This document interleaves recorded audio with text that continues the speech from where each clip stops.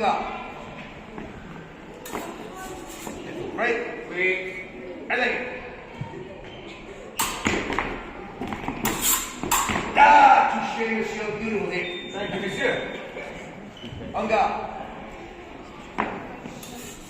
Break. Oui. Allez. Ah, touché, monsieur, you're too fast for me. Second round goes for you. It all depends on the third day. En garde. Break. Oui. Allez.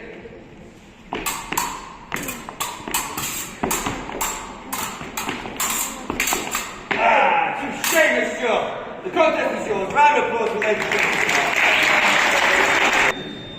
Lovely. So extension of the arm, pushes off on the back leg and straightens it, lands on the front leg, bends the knee, makes the hit. Absolutely smashing.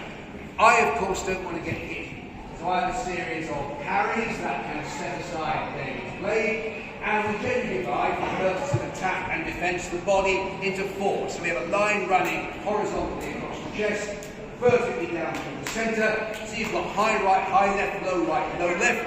So David may need 4 lunges in quick succession in those lines. High right, high left, low right, low left. There are some variations on those parries, but they're the basic ones. After that, of course, we have to consider that no one is simply going to stand there and just swap attacks and defences. Sooner or later, one person is going to get the advantage, they're going to crowd the other person, they're going to push them back. But here's the thing, how do you move forward on a lunge when you're already fully extended? The answer is you bring your back leg up so that you can make a second lunge. And the person going backwards has to reach with their back leg. So this is an advance and a retreat. So let's have 3 lunges in quick succession. Oh, nicely done with a little deceit at the end to make the hit. Now, once you've learned those basics of attacks and defences, you are ready to start FA fencing. Why is it all so simple? Because it's essentially a sporting equivalent of the equally simple but much more deadly attacks of the Duel of Honour. Yes, the Duel of Honour, an age-old tradition where 2 offended people will meet up and settle their differences through force of arms. Now, these earlier duels were often fought to the death. However, here in England, under the reign of Queen Elizabeth I, such duelling was made illegal. Unfortunately for the Queen, it proved too popular a practice, and many people continue to duel one another well into the 20th century. So, if you were an Elizabethan duelist, what weapon would you use? Well, not a lightweight épée, like I've just shown you, but a rather more substantial weapon that we refer to as a rapier. And this is one particular style of rapier, a cut-hilt rapier. And as you can see, it's got a much broader and longer blade. Some of these rapiers, particularly in Elizabethan England, were even longer than this. In fact, it was long as David's sword and dagger put together. And that made them great attacking weapons, but not really very good parrying weapons. So a style of fighting grew up where you carry a dagger as well. And you attack with the sword, but you defend with the dagger. So that takes us through most of the 1600s.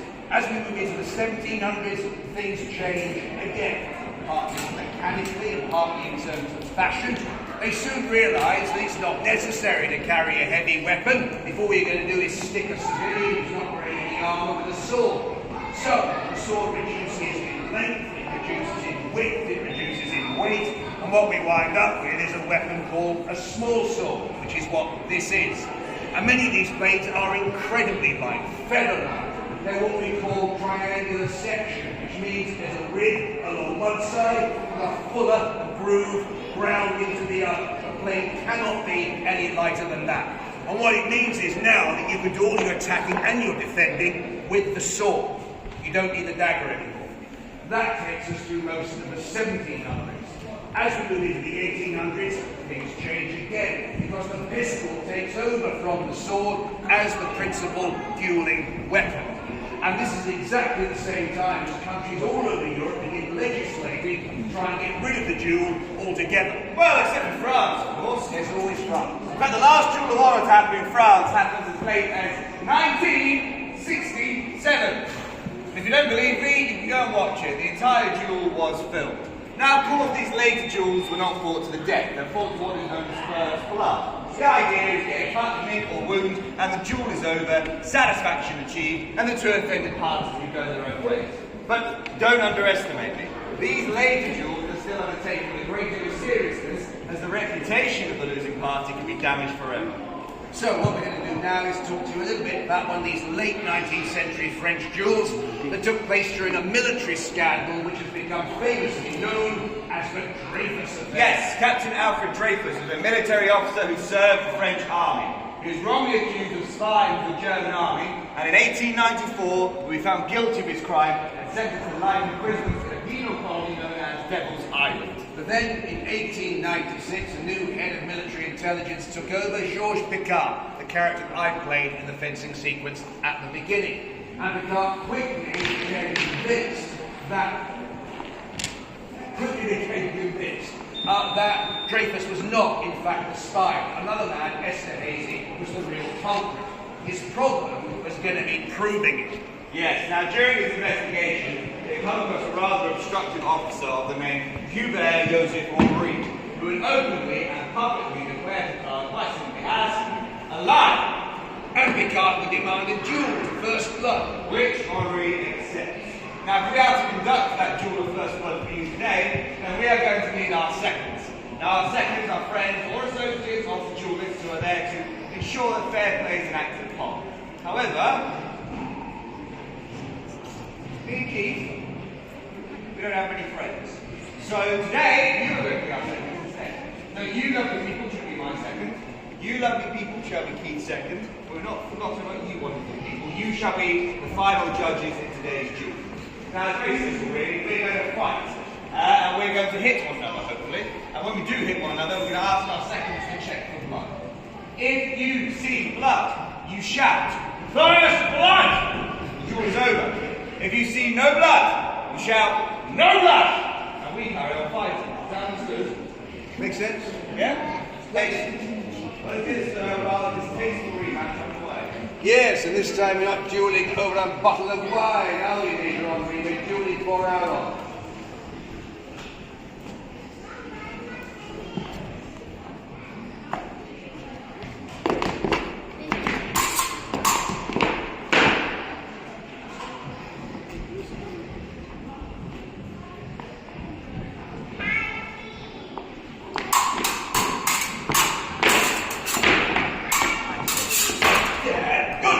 Checking for blood.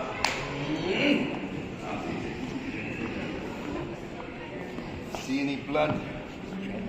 No No blood. Is that wrong with my soul? You're really on technique.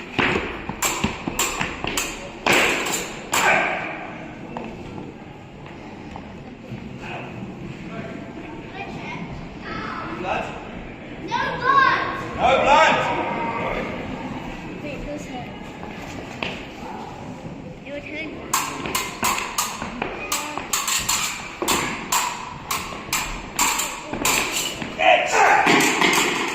No blood,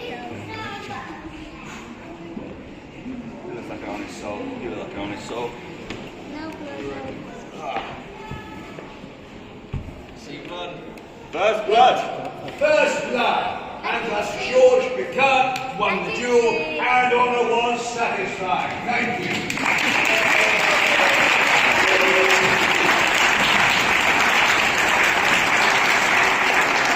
Now, we at the Royal Armouries, we have